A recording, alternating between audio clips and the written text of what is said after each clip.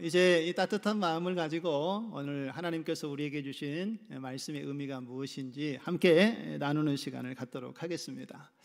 오늘 우리가 읽은 본문의 말씀은 시편 107편 말씀인데요. 1절과 9절의 말씀만 읽었지만 오늘 내용 전체를 좀 함께 다루고자 합니다. 시간 관계에서 다 읽지는 못했는데 중간중간에 말씀을 살펴보면서 우리에게 어떤 메시지를 하나님께서 주시는지 함께 묵상하고 또 은혜를 나누는 시간을 갖도록 하겠습니다. 오늘 이 본문 말씀의 배경을 잠깐 살펴보면요, 이스라엘 백성들이 하나님 말씀에 순종하지 못했습니다. 약속의 축복을 그들에게 주었는데 이 백성들이 불순종해서 결국은 이방 나라, 다른 나라 바벨론이라는 나라에 침략을 당해서 이 백성들이 포로 생활을 하게 됩니다. 그 시간이 무려 70년이라는 세월이 흘러갑니다. 우리나라도 일제강점기의 시간이 있었지 않습니까? 국권을 빼앗기고 매우 어렵고 힘든 시간을 보냈던 그런 역사적인 아픔이 있고, 해방할 때에 아마 그 시기에 사셨던 우리 성도님들은 그때의 그 기쁨을 아마 말로 다 표현하실 수 없으셨을 것입니다. 이스라엘 백성들의 삶도 그랬다라는 것이지요. 그들은 이 70년이나 바벨론의 포로로 살다가 이제 하나님께서 때가 되어서 그들의 삶을 다시 회복시켜 주셨습니다. 포로로 살아갈 때의 삶은 여러분 어땠겠습니까? 나라를 잃어버리고 또 삶의 터전을 다 잃어버리고 가족들과는 뿔뿔이 흩어지고 꿈이 무너졌던 그들의 삶이었지만, 이제 포로에서 다시 되돌아와서 고향으로 그들이 걸어오는 그 발걸음, 그리고 무너졌던 예루살렘 성전을 향하여서 이제 다시 하나님께 예배할 수 있다라는 그 기쁨을 가지고 노래하고 있는 내용이 오늘 읽은 본문의 말씀입니다. 그래서 오늘 시편 107편 1절과 3절의 시작은 이렇습니다. 그들이 얼마나 큰 환희와 포로에서 자유함을 얻은 기쁨이 있는지 여기에 절절하게 신앙의 고백이 되어지고 있는 것을 볼 수가 있습니다. 우리 1절에서 3절의 말씀을 한번 보실까요? 여호와께 감사하라. 그는 선하시며 그 인자하심이 영원하미로다. 여호와의 속량을 받은 자들은 이같이 말할지어다. 여호와께서 대적의 손에서 그들을 속량하사 동서남북 각 지방에서부터 모으셨도다. 할렐루야. 포로로 흩어졌던 이스라엘 백성들, 삶의 희망과 소망이 없었던 그들에게 하나님께서 이제 찾아오셔서 그들이 그 어려운 환경 속에 그들의 삶 가운데 하나님께서 찾아오셔서 이제 그들을 건지셨다라는 것입니다. 다시 하나님께서 주시는 하나님의 백성으로 은혜 가운데 살아가는 하나님의 도우심을 경험했다라고 고백하고 있지요. 그리고 흩어졌던 이스라엘 백성들, 가족들을 하나님께서 다 다시 동서남북에서 모으시고 예루살렘으로, 고향으로 돌아올 수 있도록 인도하신 하나님, 우리를 지켜주신 하나님을 감사하고 찬양합니다 라는 고백이 오늘 1절에서부터 3절에 표현되어지고 있는 것을 볼 수가 있습니다. 여러분, 그런데 이 시편 기자는 여기서 단순하게 하나님께 감사하자라고만 말하고 있지는 않습니다.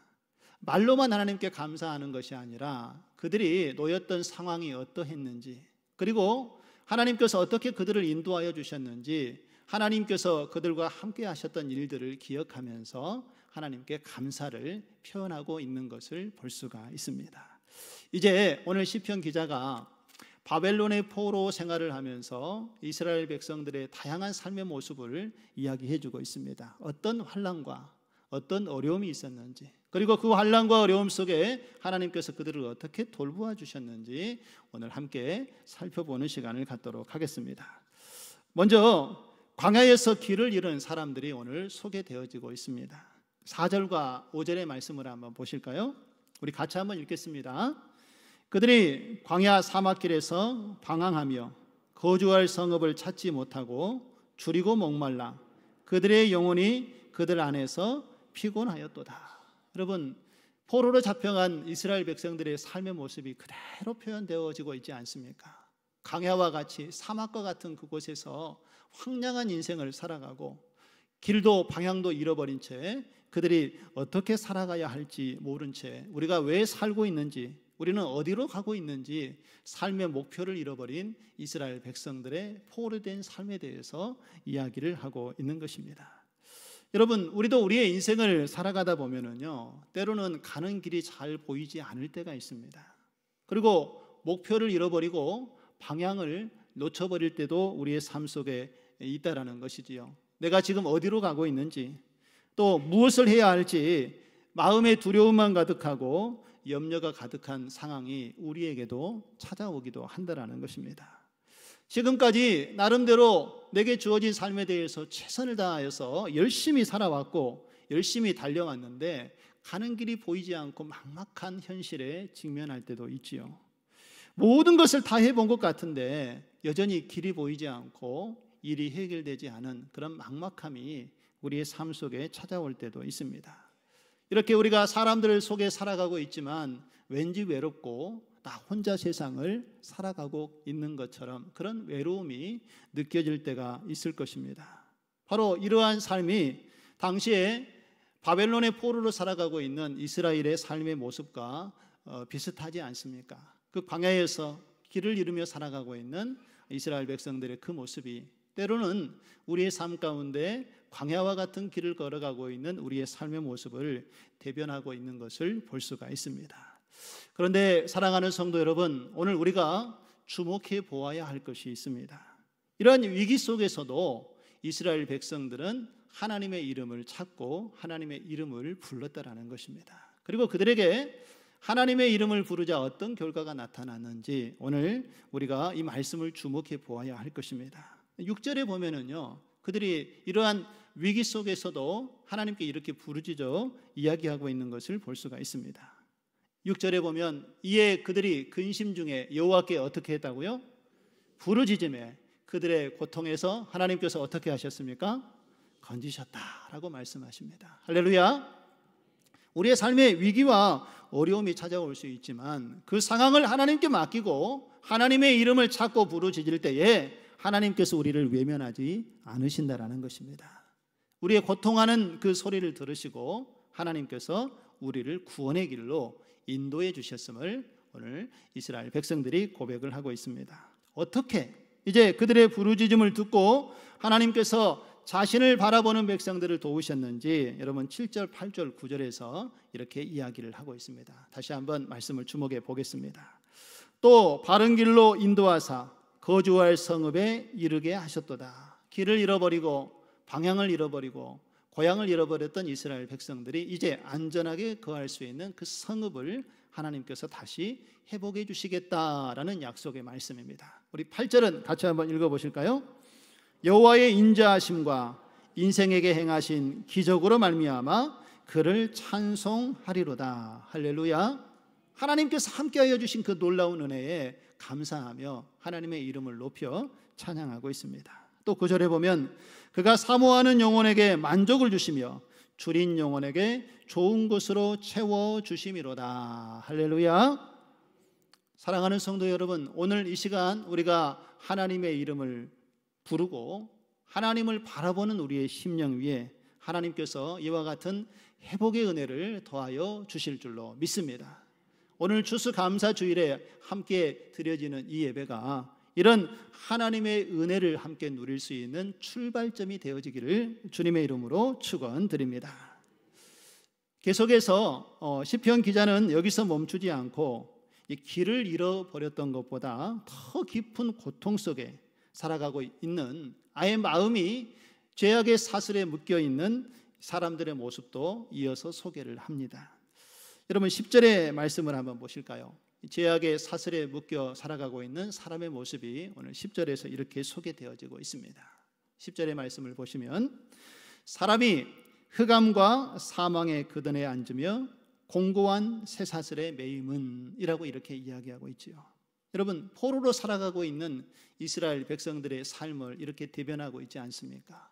흑암과 사망의 그늘에 앉으며 이 공고와 사슬에 매여 있는 인생에 대한 그 심정을 오늘 10절에서 이렇게 표현을 하고 있는 것을 볼 수가 있습니다. 여러분 나라를 잃고 다른 나라의 속국이 되어서 포로로 살아가고 있는 이스라엘 백성들에게 어떤 기대와 소망이 있겠습니까? 여러분 우리는 하루를 마치고 다음 날 아침에 일어나면 기대와 소망이 있지 않습니까? 내일 해야 될 일들이 있고 또 내게 하나님께서 어떤 은혜를 주실까, 어떤 기대와 소망을 가지고 우리는 하루를 마치고 하루를 시작합니다. 그런데 나라를 잃고 삶의 터전을 다 잃어버리고 가족과 뿔뿔이 흩어졌던, 꿈과 비전이 다 사라져버렸던, 포로 되었던 이스라엘 백성들에게 아침이 무슨 기쁨이 있겠습니까? 하루의 일과를 마치고 잠을 자는 밤이 되어도 그들에게 어떤 평안이 있겠습니까? 늘 염려와 두려움과 걱정 속에 살아가고 있는 포로된 자의 안타까운 모습만이 나타나는 그러한 환경 속에 이스라엘 백성들은 살아가고 있었다는 것이지요. 겉으로는 살아있는 것 같지만 이 마음은 이미 쇠사슬에 묶여있는 사람처럼 공허한 인생을 살아가고 있는 것을 이야기하고 있는 것입니다. 그러나 이러한 공허한 삶의 환경 속에 살아가고 있는 이스라엘 백성들이 거기에 절망하고 좌절하는 것이 아니라 오늘 하나님께서 그들에게 어떻게 하셨는지, 그들의 삶을 어떻게 인도하여 주셨는지 믿음을 잃지 않고 하나님의 이름을 부르고 있는 것을 볼 수가 있습니다. 그런데 먼저 우리가 주목해 보아야 될 것은, 그렇다면 이스라엘 백성들이 왜 이렇게 바벨론의 포로가 되어서 그렇게 고통스럽고 어려운 환경 속에 살아가야 했겠습니까? 그 이유가 어디에 있겠습니까? 오늘 본문의 말씀 11절에 보면 그들이 바벨론의 포로가 되어서 이렇게 살아가고 수밖에 없었던 이유에 대해서 이렇게 이야기를 하고 있습니다. 11절에 보면 하나님의 말씀을 그들이 거역하였고 지존자 대신 하나님의 뜻을 멸시하였기 때문에 그들이 이방 민족의 침략을 받고 하나님의 보호하심을 받지 못하고 고난과 역경에 처하게 되었다라는 것을 이야기를 하고 있는 것입니다. 여러분, 이스라엘 백성들이 처음부터 하나님의 말씀에 불순종한 사람이었을까요? 그렇지 않았습니다. 하나님께서 애굽에서 종살이하고 있었던 이 백성들을 이제 출애굽시켜서 가나안 땅으로 그들을 인도해 주셨습니다. 젖과 꿀이 흐르는 땅으로 그들을 인도하여 주셨고 그들이 그 땅을 하나님의 은혜 가운데 정복하여서 땅을 분배하고 이제 그곳에서 하나님을 섬기는 하나님의 백성이 되었습니다.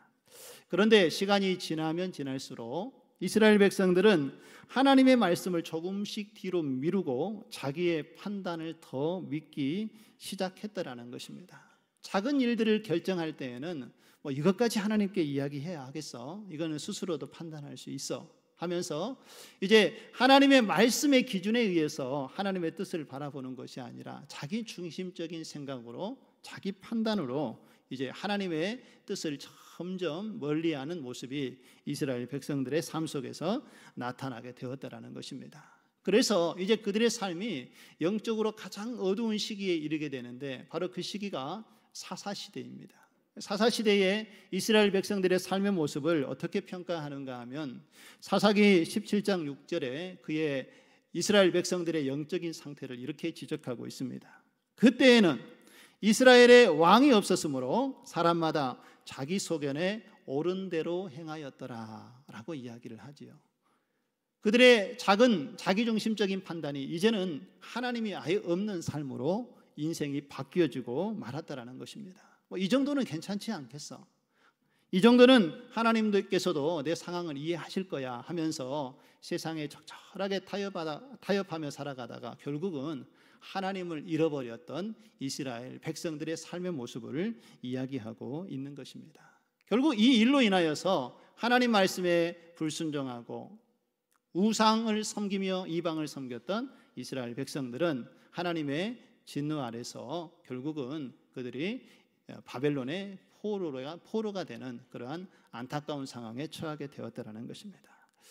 여러분, 오래된 방이나 창고를 정리해 보신 적이 있으십니까? 집을 정리하다 보면은 한쪽 구석에 이렇게 거미줄이 쳐져 있는 것을 종종 목격하게 되지요. 그래서 청소하면서 거미줄을 싹 거둡니다. 그런데 며칠 지나서 다시 그 방에 가보면 거미줄이 또 쳐져 있는 거예요. 분명히 청소를 마쳤는데 거미줄이 또 쳐져 있는 것을 볼 때에 어떤 생각을 우리가 가지게 됩니까? 여러분, 이 방의 거미줄을 완전히 제거하려면 어떤 청소를 해야 되지요? 계속 가서 거미줄만 치우면 되겠습니까? 그 거미줄을 만들어낸 근원이 무엇인지 찾아서 그것을 없애야 이 거미줄이 완전히 없어지게 되겠지요. 거미줄만 치운다고 되는 것이 아니라 그 거미줄을 만드는 거미를 제거를 해야 거미줄이 완전히 치워지고 깨끗해질 수가 있습니다. 여러분, 우리의 인생도 마찬가지입니다. 우리 안에 이 죄의 문제가 있다면 이 죄의 문제를 우리가 해결하기 원하고 죄로부터 자유함을 얻기를 원하지만 우리가 죄의 근본적인 문제를 해결하지 못하면 우리는 계속해서 죄에 얽매여서 자유롭지 못하게 살아갈 수밖에 없다라는 것입니다. 그렇다면 우리의 인생을 옥죄이고 있는 이 죄의 문제를 누가 어떻게 해결해 줄 수 있겠습니까? 바로 그것은 진리이신 예수 그리스도를 만나야만 이 죄의 문제에서 자유함을 얻게 되고 우리가 하나님이 주시는 그 은혜를 누리며 살아가게 될 줄로 믿습니다. 예수님께서는 요한복음 8장 32절과 36절에 자신에 대해서 이렇게 말씀을 하십니다. 32절에 보면 진리를 알지니 진리가 너희를 자유롭게 하리라 라고 말씀하시죠. 여기서 말씀하시는 진리는 바로 예수 그리스도를 말씀하고 있습니다. 예수 그리스도를 믿고 그리스도 예수 앞에 나오면 참 진리가 무엇인지를 깨닫고 그 진리의 기쁨을 누리며 살도록 인도해 주시겠다라는 약속의 말씀이죠. 또 36절의 말씀은 아들이 너희를 자유롭게 하면 너희가 참으로 자유로우리라 라고 이렇게 말씀을 하고 있습니다. 여기서 말씀하시는 아들도 바로 예수 그리스도를 이야기하고 있습니다. 인류의 죄를 대속하여 죽으시고 부활하신 그 예수 그리스도 앞에 나올 때에 우리가 참된 자유와 안식을 누리게 될 줄로 믿습니다. 참된 자유는 바로 이 예수 그리스도를 만날 때에 우리의 삶 속에서 시작되어진다는 것입니다. 세상의 여러 일들로 우리의 마음이 붙잡혀 있고 억눌리고 또 답답한 마음이 있다면 오늘 예수 그리스도 앞에 우리의 마음을 내어드리고 우리가 예수 그리스도를 만나게 되면 그러한 억눌림 속에서 자유함을 얻게 되고 참된 하나님이 주시는 자유의 기쁨을 누릴 수 있는 은혜를 누리게 될 줄로 믿습니다. 주 예수 그리스도를 바라보시고 주님을 믿고 하나님이 주시는 이 구원의 기쁨에 함께 참여하는 여러분이 되어지시기를 주님의 이름으로 축원드립니다. 계속해서 시편 기자는 이제 하나님을 떠났던 사람들이 어떻게 그들의 영혼이 병으로 어려움 가운데 나타나게 되는지에 대해서 또 자세하게 설명을 해주고 있습니다. 이 세 번째 사람들이 가지고 있는 삶의 모습은 병든 사람, 기쁨을 잃어버린 병든 사람을 이야기하고 있습니다. 18절의 말씀을 보면은요, 그들은 그들의 모든 음식을 싫어하게 되며 사망의 문에 이르렀도다라고 이렇게 이야기합니다. 여러분, 사람이 이제 병이 들어서 죽음 앞에 직면하게 되면 마지막 생명이 끊어지게 되는 전 단계에 나타나는 것이 더 이상 음식을 먹지 못하게 되는 상태에 이르게 됩니다. 곡기가 끊어졌다라고 이야기를 하죠. 음식을 먹지 못하면 몸은 사망에 이르게 되는 것을 볼 수가 있습니다. 그런데 오늘 18절의 말씀은 단순히 우리의 몸의 사망에 대한 부분을 이야기하는 것이 아니라 우리의 영혼의 삶의 기쁨이 사라진 것에 대해서 이야기를 하고 있는 것입니다. 우리의 삶에 기대와 소망이 사라지고 우리 안에 기쁨이 없다라면 우리의 마음은 번아웃된 지쳐버린 상태가 되고 만다라는 것을 이야기하고 있는 것이지요. 왜 우리의 마음이 그렇게 모든 소망을 잃어버리고 기쁨을 놓치며 살아가게 되는 것일까요? 그 이유에 대해서 오늘 17절 말씀이 이렇게 설명을 해주고 있습니다. 우리 17절 말씀을 보시면은요, 미련한 자들은 그들의 죄악의 길을 따르고 그들의 악을 범하기 때문에 고난을 받는다라고 이렇게 말씀을 하고 있는 것이지요. 하나님께서 주시는 진리의 말씀과 창조의 질서를 거부하고 자기 뜻대로 살아가다 보면은 그것이 인생의 죄의 길로 나아가는 길이 되어지는 것이고 마음이 병들고 영혼이 무거워지는 삶을 살아가게 된다라는 것을 오늘 시인은 우리에게 말씀을 해주고 있습니다.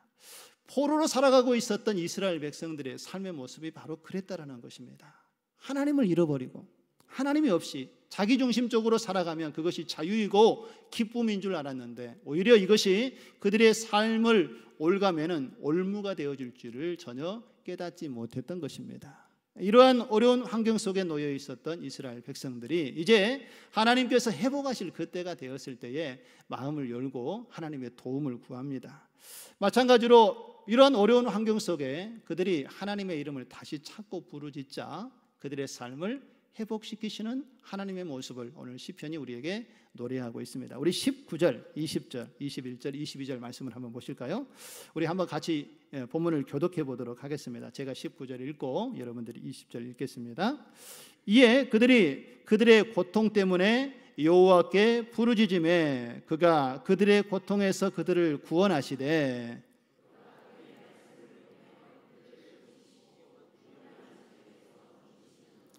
여호와의 인자하심과 인생에게 행하신 기적으로 말미암아 그를 찬송할지로다.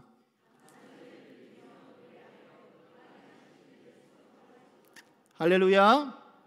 하나님의 이름을 부르고 하나님께 자신의 신앙을 다시 한번 고백했을 때에 하나님께서 그들의 고통을 들으시고 그들을 어려운 환경에서 구원해 주셨음을 노래하고 있습니다. 그가 그의 말씀을 보내어 그들을 고치시고 위험한 환경에서 건져주셨다라고 직접 말씀해 주고 있지 않습니까? 하나님께서는 우리의 상한 마음을 고치시고 우리의 영혼을 다시 일으켜 세우시는 하나님 되심을 믿으시기 바랍니다. 우리가 그 하나님의 이름을 찾고 부르짖을 때에 하나님께서는 다가오셔서 우리의 잃어버렸던 믿음의 신앙을 다시 회복하여 주시고 흐려졌던 우리의 영혼을 다시 새롭게 하여 주시는 놀라운 은혜로 우리와 함께해 주실 줄로 믿습니다. 오늘 주님을 바라보시고 주의 이름을 부르는 가운데 우리의 인생이 새로운 출발점이 되어지시기를 주님의 이름으로 축원드립니다. 마지막으로 시편 기자는 이제 바다 한가운데서 풍랑을 만났던 사람의 이야기를 우리에게 들려주고 있습니다. 우리 23절과 25절의 말씀도 함께 주목해 보겠습니다.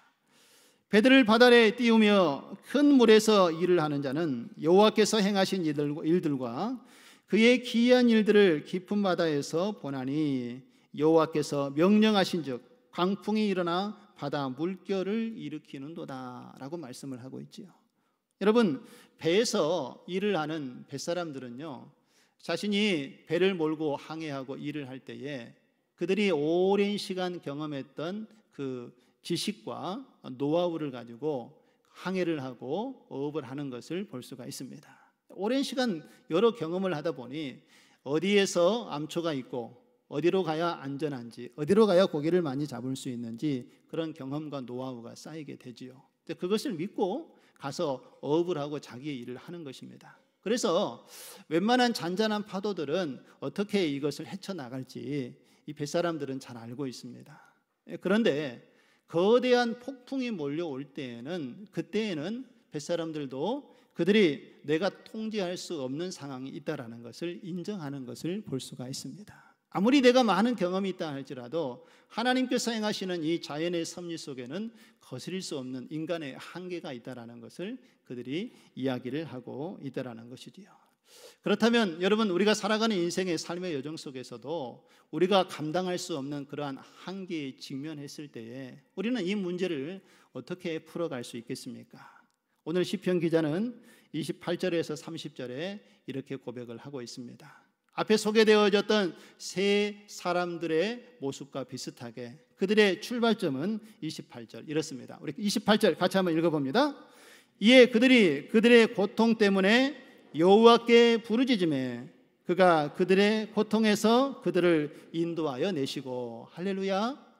하나님의 이름을 부르는 자들을 하나님께서 기억하시고 여전히 그 고통에서 건져내시는 하나님인 것을 오늘 시인이 고백을 하고 있습니다. 그러면서 어떻게 그들을 구원하셨는가? 광풍을 고요하게 하사 물결도 잔잔하게 하시는도다. 그들이 평온함으로 말미암아 기뻐하는 중에 여호와께서 그들이 바라는 항구로 인도하시는도다. 할렐루야. 하나님은 이 세상을 만드시고 다스리고 통치하시는 하나님 되시는 줄 믿습니다. 풍랑이 일어도 예수님의 말씀 한마디면 풍랑이 잠잠하게 되는 이 땅을 다스리고 통치하시는 하나님이 여전히 우리를 붙잡아 주시고 우리의 삶을 인도하고 계신다는 것을 믿음의 눈으로 바라보시기를 주님의 이름으로 축원드립니다.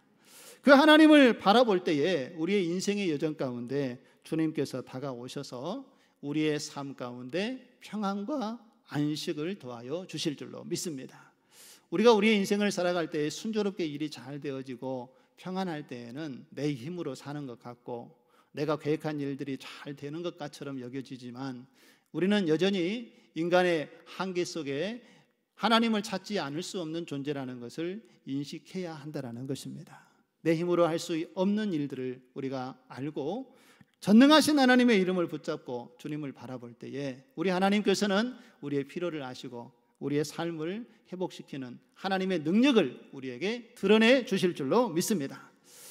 사랑하는 성도 여러분, 우리는 지금까지 다양한 상황에 처해 있는 이 포로에서 고통 중에 있는 이스라엘 백성들의 삶의 모습을 살펴보았습니다. 그들은 광야에서 길을 잃을 때도 있었지요. 쇠사슬에 묶여서 자유를 갈구했지만 그 자유함을 찾지 못하기도 했습니다. 기쁨을 잃어버리고 그의 영혼이 병들어 어려움 속에 놓이기도 했고 풍랑 속에서 흔들렸던 사람들도 있습니다.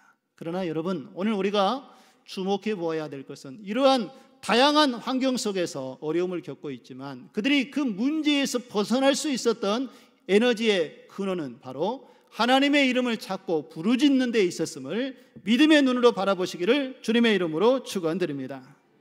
우리가 하나님의 이름을 찾고 주님 앞에 나아갈 때에 우리 주님께서는 우리의 인생 가운데에도 찾아오셔서 광야의 길을 만들어내시고 슬픔 가운데 있는 영혼에게 소망과 희망을 주시고 폭풍 가운데 있을 그때에도 폭풍을 잠잠케 하셔서 안전한 항구로 인도하시는 하나님이 되어 주실 줄로 믿습니다.